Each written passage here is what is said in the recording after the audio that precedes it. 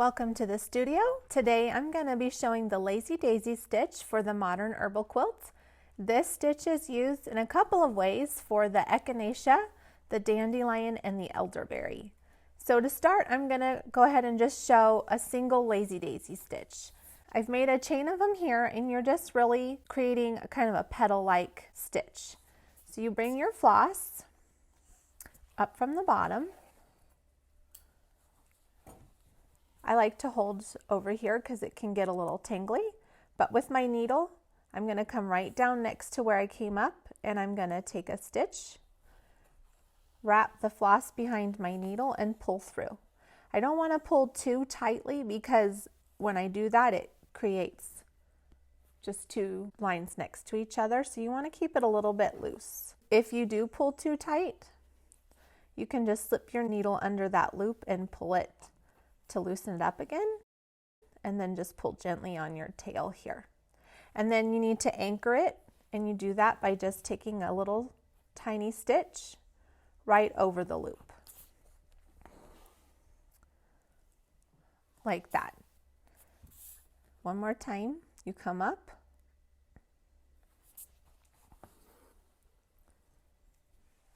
I like to hold my tail over here so it doesn't get tangled. You come down right next to where you came up, you take a stitch, you loop behind your needle, and you pull it through gently so that you're not pulling too tightly. The looser you leave it, the bigger and wider your petal will be, and the tighter you pull it, the thinner your petal will be. Then you anchor it by coming over the top of your loop and pulling through. That's your basic Lazy Daisy stitch. We're going to use it in a couple of ways in Modern Herbal. So I'm actually going to tie this off.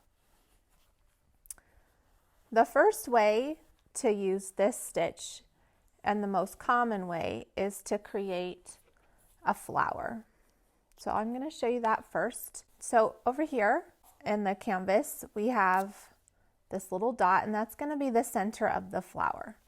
So you're going to want to come up inside the dot, sort of in the middle, and this is going to be your first petal. So you need to think about how big your flower is going to be. In the elderberry, those berries are kind of small, so you're going to want to think small, but you're going to create your first Lazy Daisy stitch. I'm going to go down right next to where I came up, and I'm going to take kind of a smallish bite, wrap thread around my needle, pull through,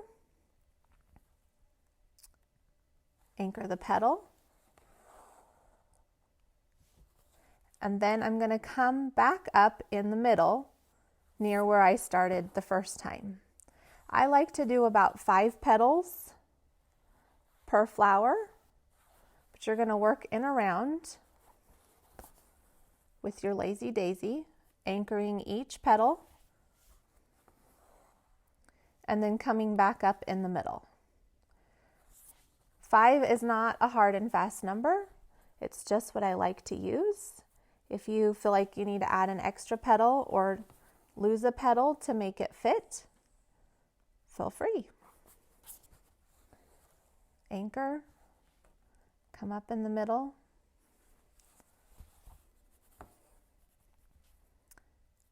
down right next to that initial stitch,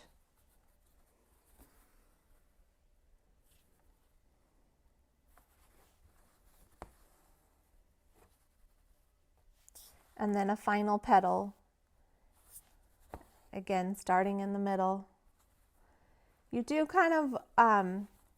you do want to make your stitches close in length so that your petals are about the same size. And so you have a little flower. And you turn it over and you tie it off. And that's the way the Lazy Daisy is used in the elderberry block. For the echinacea and the dandelion, you're going to use the Lazy Daisy stitch to fill a space. So in the canvas here, I have this cone-shaped center, similar to what you'll see in the block. And I find it helpful to start at the top of the cone and then fill from the top down. I like to start sort of in the middle,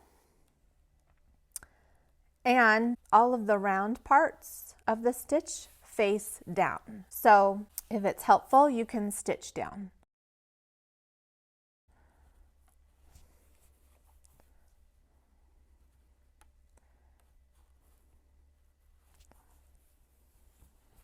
These stitches, you want them to be kind of small.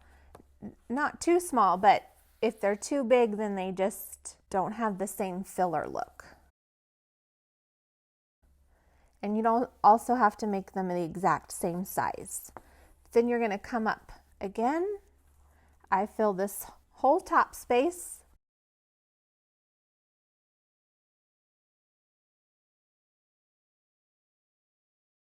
Now you can see here that this is going to be narrow, but I don't want to leave that space out. So I'm going to make one there that's a little bit smaller so that the space is filled.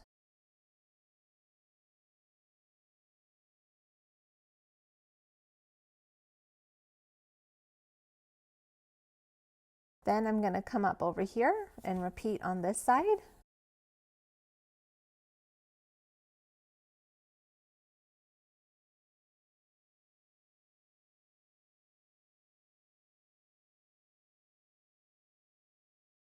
Now this top row of the filler is done. And so now I'm just going to come down underneath and do it again. And I'm just going to repeat, filling the space a little bit at a time, making sure to not leave out any big areas. You don't really want dead space.